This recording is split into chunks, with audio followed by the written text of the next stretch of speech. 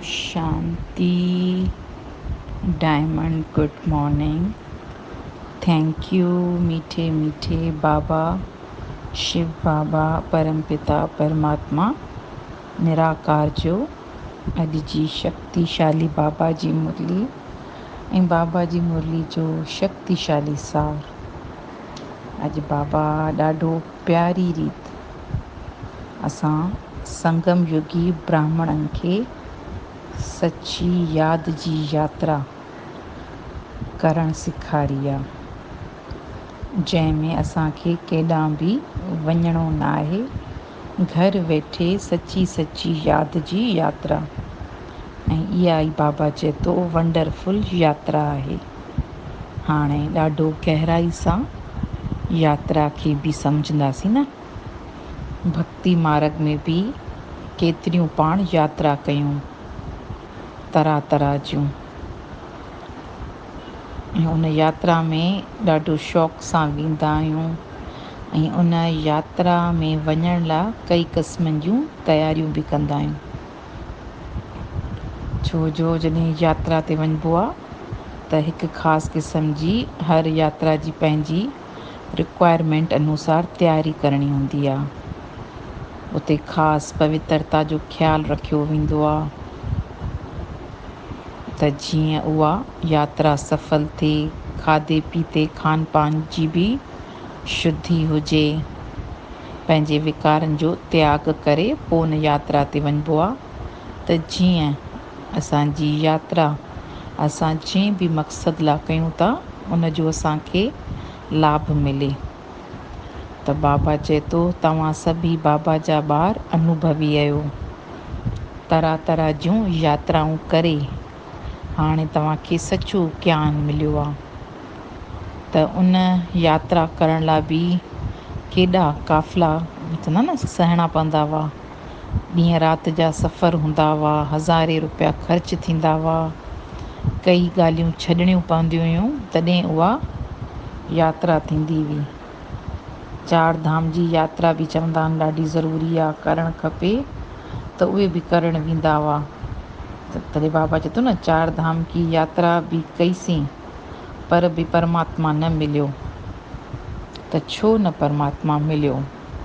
त बाबा हाणे चए थो त पंहिंजे पाण खां पुछो, एॾो सभु कुझु कयोसीं, जिस्मानी यात्रा केॾियूं कयूं आहिनि न, त असांखे इन यात्रा सां मुक्ति मिलंदी, असां जीवन मुक्ति खे पाईंदासीं।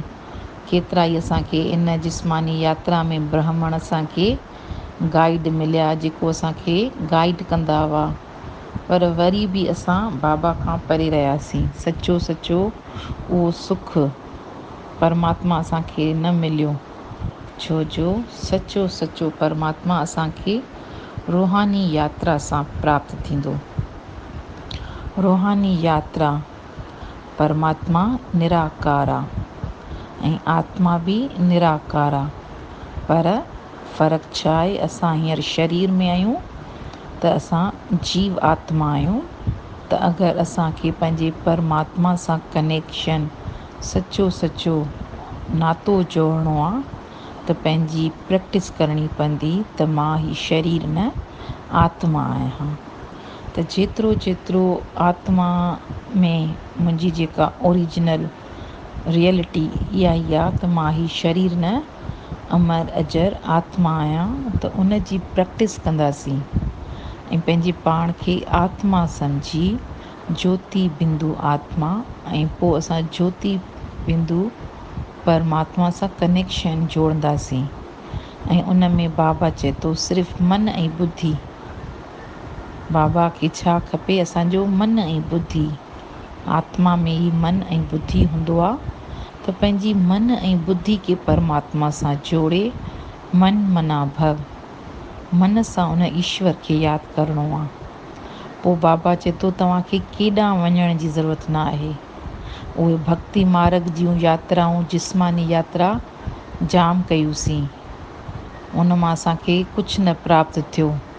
अल्पकाल जो सुख मिलियो, मीन्स टाइम बींग, थोरे टाइम लाइ असांखे सुख शांती महसूस थी, पर असांखे जो एॾो बाबा जो जेको चए थो पूरो 21 जन्म जो स्वर्ग जो वरसो अगरि प्राप्त करिणो आहे त इहा सची सची रूहानी यात्रा असांखे सिखणी पवंदी।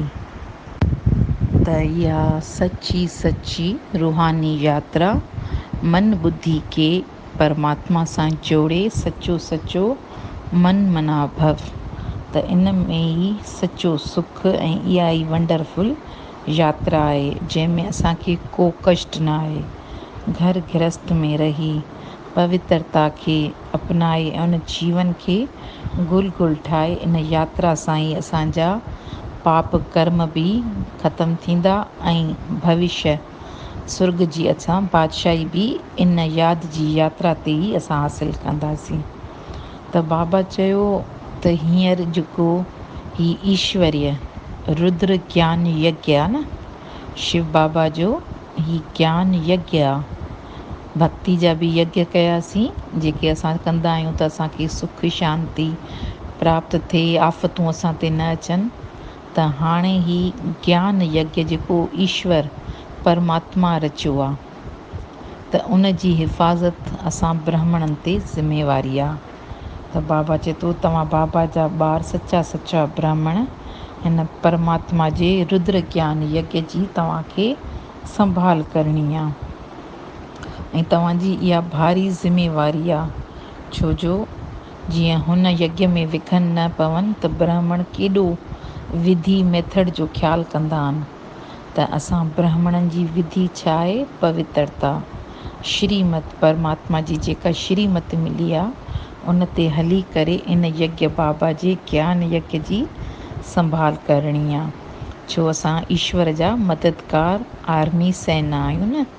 छो जो असांखे हिन विकारी पतित भ्रष्टाचारी दुनिया खे शिष्टाचारी पावन दुनिया सतयुगी दुनिया ठाहिणो आहे, परिवर्तन करिणो आहे त असांखे परमात्मा जो मददगार थियणो आहे ऐं असांजी उहा मदद कहिड़ी आहे? पवित्रता जी श्रीमत ते फॉलो करे परमात्मा जी सची सची मत ते हली करे परमात्मा खे इन यज्ञ में असांखे सहायता ॾियणी आहे। त पोइ बाबा चए थो पोइ ॾिसो तव्हांखे बाबा बि केॾी सुठी दक्षिणा थो ॾिए न। उहा पाण ॾींदा आहियूं न ब्राह्मणनि खे दक्षिणा, जेको सुठी तरह हवन कराईंदा आहिनि यज्ञ कामयाबु थींदो आहे।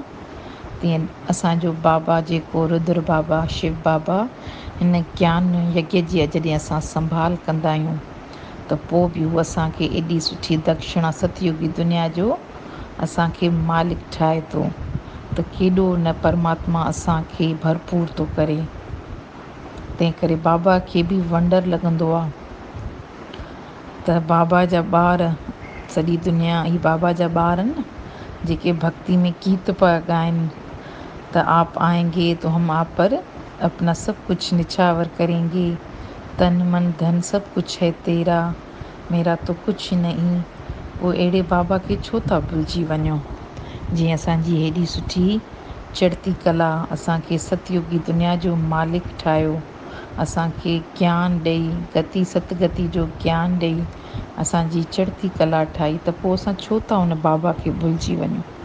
तंहिं करे हमेशह परमात्मा जी मत ते हली करे गृहस्थ व्यवहार में रही करे सची सची यात्रा करणी आहे। ऐं पोइ उन यात्रा लाइ जीअं असां शयूं छॾींदा आहियूं त हिन सचे ईश्वरीय यज्ञ में जेके बि विकार जेके असां हमेशह लाइ उन में सुहा था कयूं त पोइ हाणे उहे मुंहिंजा न आहिनि, हाणे उहे मुंहिंजा न आहिनि, मूं हुन में सुहा करे छॾिया त हाणे कॾहिं बि उहे शयूं वरी वापसि न आहिनि वठणियूं। त हाणे एॾो ज्ञान जो मिले थो सम्झणो आहे न भक्ति ऐं ज्ञान में केतिरो फ़र्क़ु आहे। भक्ति बि सुठी आहे जेसिताईं ज्ञान न आहे, छो जो भक्ति खां ई पोइ ज्ञान मिलंदो आहे। त जेसिताईं असांखे ज्ञान नथो मिले त भक्ति असां केॾी कईसीं उहा बि ज़रूरी आहे, छो जो असां पवित्रता सां जुड़ूं था।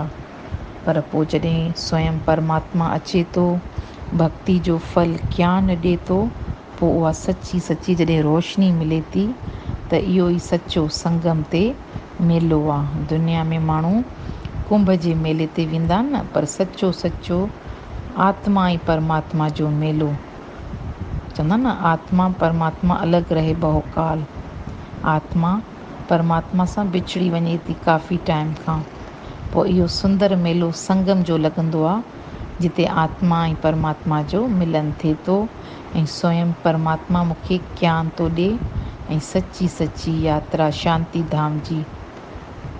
छो जो मां आत्मा शांति धाम मां आई आहियां।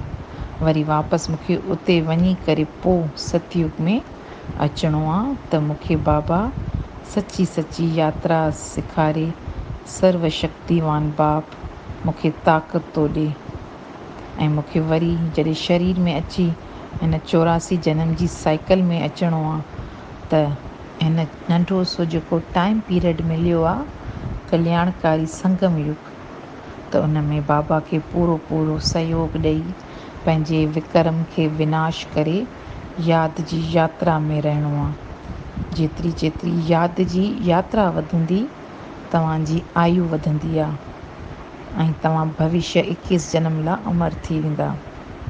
त एॾो नशो आहे त मां सची सची ब्राह्मण आत्मा आहियां। त बाबा चए थो ब्राह्मण सो फ़रिश्ता सो देवता आत्मा। त छा मुंहिंजे अंदरि विकार रूपी कांटा अञा त न आहिनि? कंहिंखे दुख ॾियणु,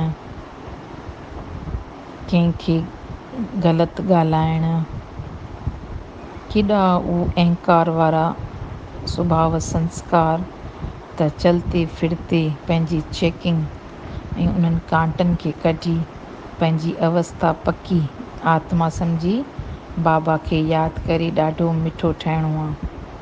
छो जो ही टाइम वैल्यूएबल आहे न। संगम टाइम खे वैल्यू ॾियो, हिकु सेकेंड बि कमाई बग़ैर न रहे। आत्म अभिमानी रहण जो पूरो पूरो पुरुषार्थ करे सची सची यात्रा करे। ऐं छो जो मां रेस्पॉन्सिबल आत्मा आहियां न, परमात्मा मूंखे रेस्पॉन्सिबिलिटी ॾिनी आहे, त मां बाबा जी रेस्पॉन्सिबल चाइल्ड आहियां। त मूंखे ॾाढी संभाल करणी आहे हिन यज्ञ जी। ऐं मूंखे पंहिंजा भक्ति वारा हाणे संस्कार चेंज करणा पवंदा, छो जो मूंखे सचो हाणे ज्ञान मिलियो आहे ऐं इन ज्ञान सां ई मुंहिंजो प्रालब्ध ठहंदो। त अॼु बाबा जो वरदान बि शक्तिशाली। यथार्थ विधि द्वारा व्यर्थ को समाप्त कर नंबर 1 लेने वाले परमात्म सिद्धि स्वरूप भव। हाणे इमेजिन कयो हिकिड़े कमरे में ॾाढी ऊंदाहि आहे, एॾो अंधेरो जीअं कुझु बि न ॾिसणु अचे। त जीअं तव्हां लाइट जो बटन ऑन कयो रोशनी अची वई। केॾो सुठो लॻंदो आहे रोशन कमिरो, हर शइ नज़र ईंदी आहे। जेको बि मुंझारो हूंदो आहे उहो ख़तमु थी वेंदो आहे। राति खां पोइ सुबुह थींदी आहे, केॾा फ्रेश थी उथंदा आहियूं, रोशनी हर तरफ़ हूंदी आहे।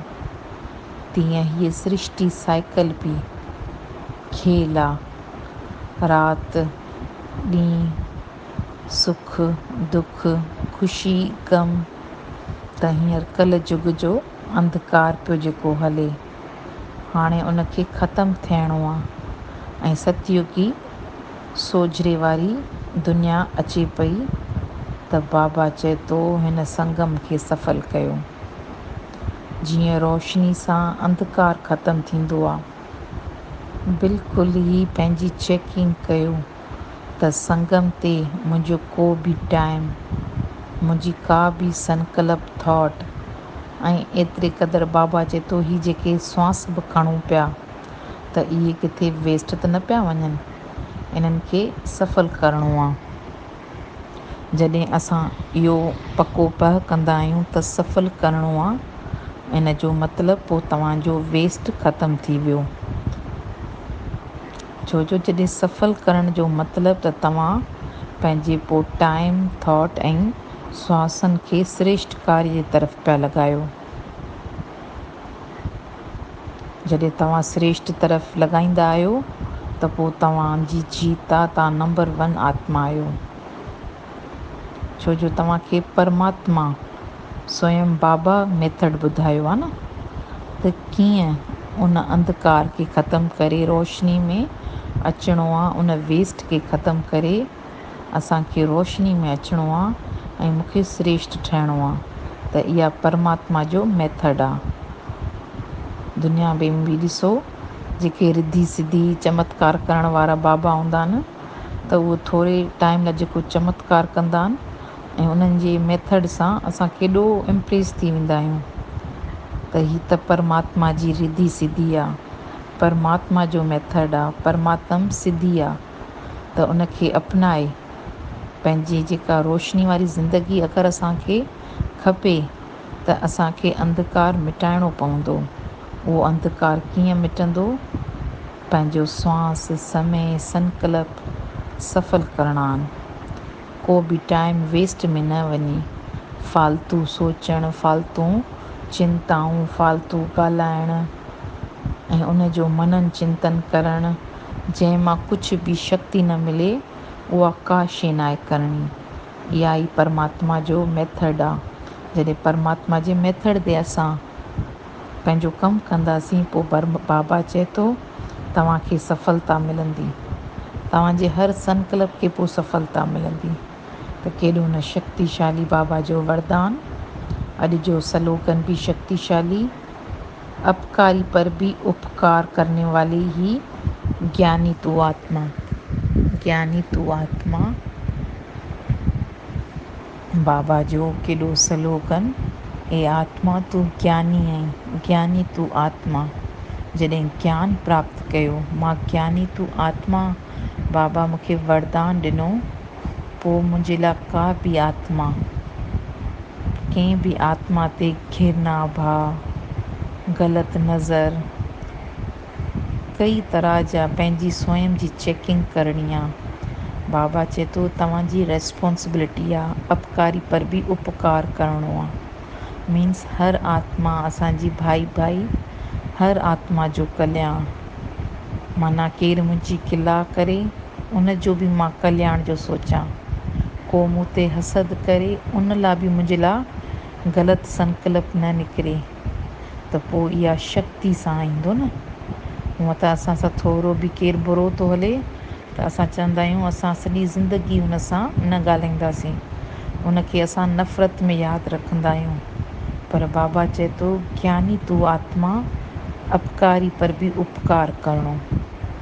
हर उन आत्मा ते भले जेका मुंहिंजी निंदा थी करे, मुंहिंजे लाइ सुठो नथी सोचे, पर मुंहिंजे लाइ उन लाइ ग़लति सोच न निकिरे, त उहा शक्ति जमा करणी आहे न। त मन मना भव, मध्या जी भव, मन खे परमात्मा सां जोड़े पंहिंजी मध्या जी भव। त मां विष्णु डायनेस्टी जी आत्मा, मूंखे वरी सतयुगी लक्ष्मी नारायण जी राजाई में अचिणो आहे। त अपकारी ते बि उपकार असांखे करिणो आहे न। त बसि आत्मा में स्थित थी मां शक्तिशाली बाबा जी महान संगम युगी ब्राह्मण, हर आत्मा जो भलो करण वारी, मां बाबा जे यज्ञ जी संभाल करण वारी सच्ची ब्राह्मण, सो फरिश्ता, सो देवता आत्मा आहियां। जॾहिं स्मृति में इहो हूंदो, त पोइ को कर्म ख़राबु थींदो ई न। त दिलि सां बाबा जा थैंक यू मीठे बाबा जा, दिलि सां ओम शांति।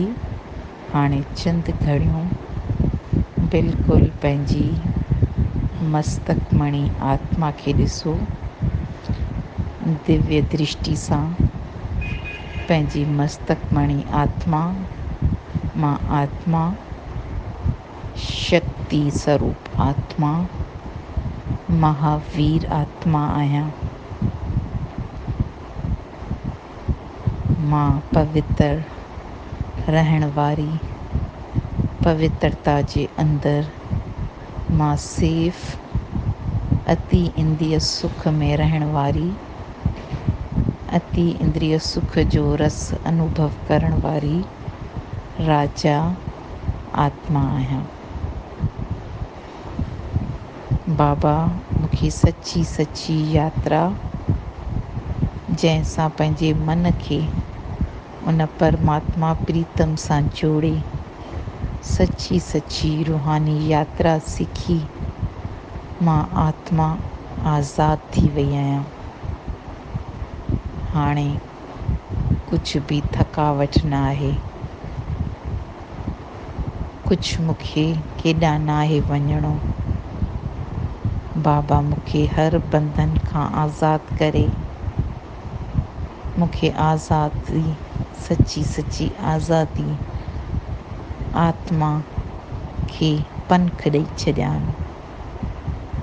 बाबा मां ॾाढी रिलैक्स पई महसूसु कयां, बिल्कुलु आत्मा हल्की आहे, को बंधन न आहे, मुक्त आत्मा। बाबा जा वरदान रोज़ मूंखे पिया मिलनि। केॾी न शक्ति पियो बाबा मूंखे रोज़ ॾे। रोज़ रोज़ मूंखे शक्तिशाली यादि, शक्तिशाली प्यार परमात्मा जो पियो मिले। मां बाबा जी प्यारी आत्मा, ख़ुशनसीब आत्मा आहियां। बाबा जी शक्तिशाली लाइट इन शरीर खे बि ॾियो त ही शरीर बि यादि जी यात्रा सां तंदुरुस्त थी वियो आहे। बाबा जी शक्तिशाली लाइट, रूहानी नूरानी लाइट सॼे घर खे नूर सां भरपूर पई करे। भंडारा ऐं भंडारी भरपूर थी विया आहिनि। हर हिकु आत्मा घर जी लौकिक अलौकिक परिवार जी बाबा जी शक्तिशाली लाइट में सेफ आहे, सुरक्षित आहे। हर आत्मा खे बाबा श्रेष्ठ मत ॾे, उन ते हलण जी शक्ति ॾे।